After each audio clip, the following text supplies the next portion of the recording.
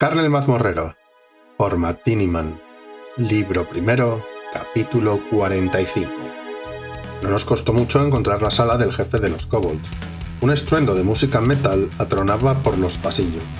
Era una cacofonía de sonidos formada por gruñidos, voces guturales y guitarras. Una mezcla casi ininteligible. No distinguía si el vocalista estaba cantando en mi idioma o si era humano siquiera. Las palabras sonaban como un ladrido muy distorsionado. Teniendo en cuenta los enemigos del cuadrante en el que nos encontrábamos, no me hubiese sorprendido nada que el vocalista hubiese sido un kobold o un dingo. Seguimos el ruido, que aumentó más y más hasta llegar a ser doloroso físicamente. Donut y yo no podíamos hablar directamente, por lo que tuvimos que depender del chat. Matamos a casi una decena de kobolds y al mismo número de dingos por el camino, así como a varias larvas berrendas. Llegamos al nivel 12 antes de alcanzar el origen de aquel estruendo. Donut, esta música hace que me duele la cabeza. ¿Por qué no pueden tocar algo decente, algo como Oasis? Car, Oasis.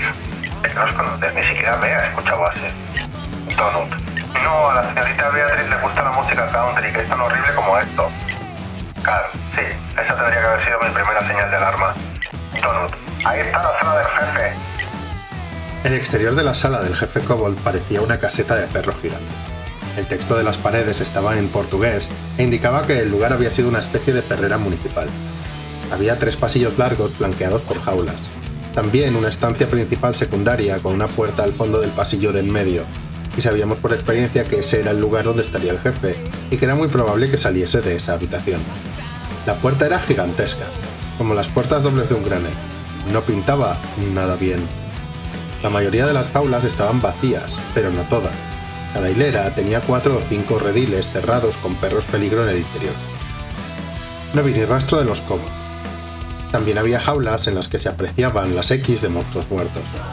En el contexto en el que nos encontrábamos ahora, los dingos parecían más perros que otra cosa, y empecé a sentir pena por ellos y a sentirme incómodo. Los monstruos no ladraban ni golpeaban las cajas cuando pasábamos a su lado. Estaban allí muy quietos y hechos un ovillo. Era lamentable. Aún así, los puntos seguían apareciendo rojos en el minimapa.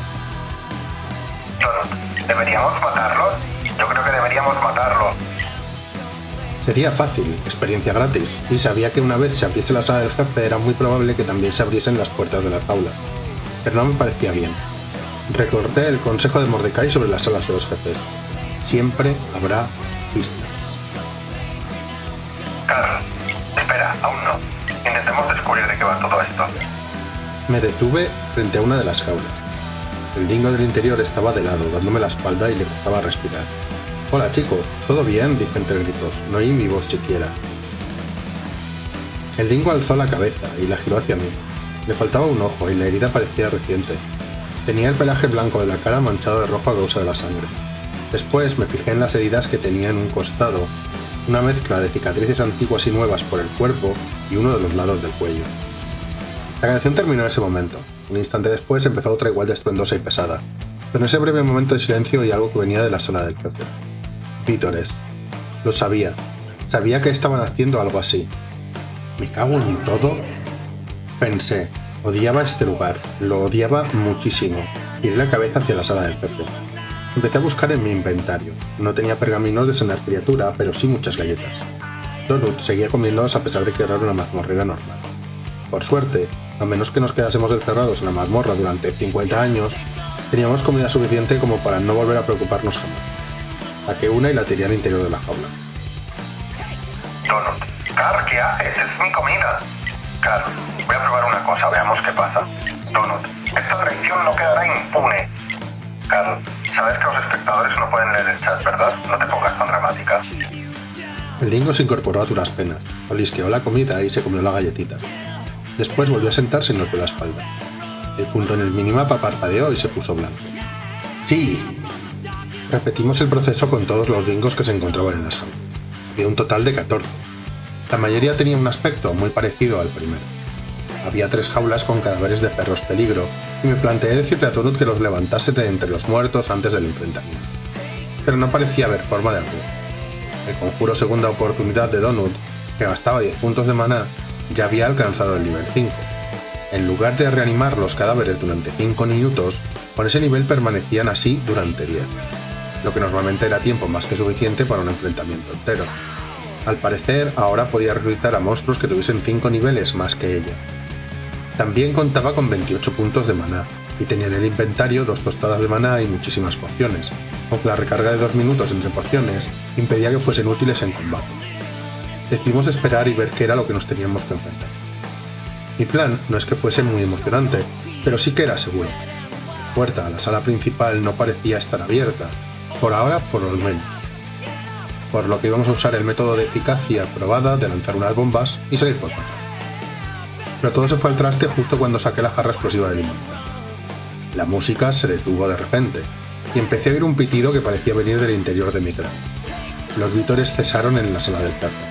Las puertas enormes, como las de un granero, empezaron a abrirse. Detrás de nosotros, la puerta a la sala secundaria se cerró de un portazo, y entonces empezó a sonar una música que nos resultaba mucho más familiar. ¡Batalla contra jefe! Eso es, has descubierto la guarida de otro jefe de barrio. Agárrense los machos, damas y caballeros, porque allá vamos. Mierda, dije abalanzándome hacia las puertas gigantescas. Mientras corría, me dio tiempo a reflexionar sobre lo mucho que había cambiado a lo largo de esta semana. Antes, habría intentado esconderme, pero ahora estaba dirigiéndome a toda velocidad hacia el peligro. Encendí la antorcha que había dentro de la jarra y la tiré directamente hacia las puertas que no habían terminado de abrirse. Mientras volaba por los aires, vi que tras ellas había unos 40 kobolds que salían de la estancia entre cánticos y vítores. No vi jefe alguno. El mundo se paralizó a mi alrededor con la jarra volando. Se quedó allí flotando como un cometa. El grupo de kobolds había empezado a alzar la vista hacia el objeto que se dirigía a toda velocidad hacia ellos, con ojos abiertos como platos a causa de la sorpresa. Yo tenía la vista fija en el kobold que estaba en el centro del grupo. Seguía teniendo el aspecto de uno de esos jinetes kobold de nivel 5, pero lo vi mucho mejor vestido. Llevaba lo que parecía un abrigo de piel de dingo y botas con pinchos que hacían que se alzase una cabeza por encima de los demás. En sus manos sostenía una jaula de metal reforzado del tamaño de una caja de zapatos. Tenía dichas manos colocadas como si estuviese a punto de abrirla, con la pequeña apertura dirigida hacia nosotros como si del cañón de un arma de fuego se tratara. ¡Oh! Pensé. Los retratos policiales aparecieron justo en ese momento, y luego el versus quedó sellado contra la imagen. Ralph, Gerbo enajenado, jefe de barrio de nivel 11. Antes de enviarte a una muerte segura, vamos a darte una pequeña lección de historia. Cuando la peste negra asoló Europa durante el siglo XIV y mató a más de 200 millones de personas, alterando así el curso de la historia de la humanidad, se decía que uno de los culpables originales de dicha epidemia era la llamada rata negra, que llevó pulgas infectadas con la enfermedad hasta los centros de población. Pero esto no es cierto. En realidad, el verdadero perpetrador fue el gran cervo asiático, que se aprovechó del clima cálido para recorrer la ruta de la seda y llevar la enfermedad hasta Europa. Solo os cuento todo esto porque Ralph, campeón de la arena de luchadores de los centros de entrenamiento Kobold, ha vivido siempre en un estado perpetuo de ira. ¿Por qué? Pues porque cree que 200 millones de humanos muertos fueron muy pocos, y hará todo lo que esté en sus patas para triplicar dicho número. Y tú serás su primera víctima. Ralph, que es el único superviviente de una familia de gerbos que un niño aburrido de las mascotas dejó morir de hambre, tuvo que cometer atroces actos de canibalismo para sobrevivir. Los gerbos enajenados, que son parte roedores de la tierra y parte personificación de la muerte, son criaturas normales que se encuentran en el 5º o el 7º piso, pero nuestro amigo Ralph es especial. Ha dedicado toda su existencia a luchar y a entrenar con la esperanza de llegar a vengarse algún día de los humanos que tanto odia. Es rápido, está enfadado y cuando hayas terminado de leer todo esto, es muy probable que ya vaya camino de tu yugular. Te vendría bien agacharte. Justo cuando terminó aquella descripción más larga de lo normal, el mundo volvió a moverse y el caos se desató a nuestro alrededor. Me lancé al suelo momentos antes de que el roedor, peludo y chillón, pasase volando sobre mi cabeza. Había salido disparado de la jaula a tanta velocidad que ni lo había visto. En ese mismo instante la jarra explotó en mitad de los kobolds y pulverizó a la mayoría al instante, incluyendo al propietario de Ralph, ese tan elegante. La bola de pelo del tamaño de un puño gritó de rabia al caer sin un rasguño en el largo pasillo. Donut me saltó al hombro y disparó un proyectil mágico que dio de lleno al pequeño monstruo. El impacto lo hizo volar hacia atrás, deslizándose y rebotando por la roca. Una barra de salud apareció sobre él e indicó que la criatura había perdido un 15%. ¡Buen tiro!, grité. El jefecillo parecía un gerbo normal y corriente, a excepción de la boca, que desafiaba la física y toda lógica. La mandíbula insaciable parecía normal cuando estaba cerrada, pero cuando esa criatura pequeña y absurdamente adorable gritaba, la boca se le abría demasiado y alcanzaba un tamaño similar al de los dingos, con los que se había enfrentado en la arena. Empezó a chillar con rabia en ese momento, lo que hizo que abriese la boca y ésta no dejase ver a la criatura que tenía detrás. Estaba formada por una serie de dientes redondos y rechinantes llenos de espuma. Me dio la impresión de que podía meter la cabeza entera en ella. Muy bien, dije al tiempo que me embaraba mientras la criatura nos gruñía y se preparaba para volver a cargar. Carl, no puedo evitar pensar que han puesto aquí a este jefe por una razón muy concreta, explicó Donut. Volvió a disparar un proyectil mágico, pero falló en este caso. El gerbo chilló y saltó hacia atrás. ¿A qué te refieres?, pregunté. La mayoría de los kobolds estaban muertos, pero habían sobrevivido unos pocos que se encontraban en los límites del área de efecto de la explosión. Uno de ellos, que dejaba tras de sí un rastro de sangre, se arrastró hasta la pared y pulsó un botón que había en un hueco junto a las puertas. Un retumbar grave resonó por la estancia cuando las puertas de las jaulas empezaron a abrirse. «¡Mala idea, amigo!», grité al kobold. Los dingos salieron de las jaulas y los puntos en el minimapa seguían siendo blancos. Se acercaron hasta donde nos encontrábamos, con la cabeza gacha y entre gruñidos. La mayoría seguían doloridos y lastimados, pero el conjuro que los mantenía bajo el control de sus amos kobold había quedado disipado gracias a un mero acto de bondad. Uno de los dingos, el primero al que habíamos alimentado, saltó y se abalanzó hacia Ralph. Fue rápido, mucho. El perro peligro tuerto se tragó por completo alrededor, tras cerrar la boca con fuerza. El jefe desapareció sin más. Detrás de nosotros, los kobolds restantes empezaron a retirarse, mientras los demás dingos se volvían en contra de sus amos y empezaban a despedazarlos brutalmente. Las criaturas no estaban armadas y no había muchas, por lo que los dingos acabaron con ellas entre ladridos y gruñidos en cuestión de segundos. De no haberlos tenido de nuestra parte, habría sido una batalla mucho más complicada. Este era el truco de esta sala de jefe en particular. Le di las gracias mentalmente a Mordecai por su consejo. Seguíamos encontrándonos en un mundo injusto, pero también era un juego. Había puzzles y caminos ocultos que llevaban a la supervivencia, por lo que teníamos que mantener siempre los ojos bien abiertos. Pues ha sido muy fácil, dijo Donut, y también un poco anticlimático, si me permite decirlo. Echó la vista atrás para mirar al primer dingo, el que se había comido al jefe. Supongo que me equivocaba. Eché un vistazo por la sala. Todos los kobolds habían muerto. Empecé a oír una gran cantidad de criaturas desconocidas que comenzaban a aullar y a soltar ladriditos en el interior de la sala principal del perro. No eran particularmente estruendosos y amenazantes, y casi ni los oía a causa de la música de fondo. No parecían ser dingos. Ahora que el humo empezaba a despejarse, vi el interior de dicha sala. Tal y como esperaba, era una sala pequeña en forma de arena. Había más jaulas alrededor de las paredes distantes, pero no alcanzaba a ver qué había en el interior desde el lugar donde me encontraba. Era una mezcla de puntos rojos y blancos en el minimapa. Sospechaba que, de no haber matado tan rápido a los kobolds, uno de ellos hubiese corrido al interior para ver también dichas jaulas. La música no había dejado de sonar, momento en el que me di cuenta de lo que estaba ocurriendo en realidad. Esto no ha terminado, falta algo, dije. Cerré el puño y me preparé para atacar.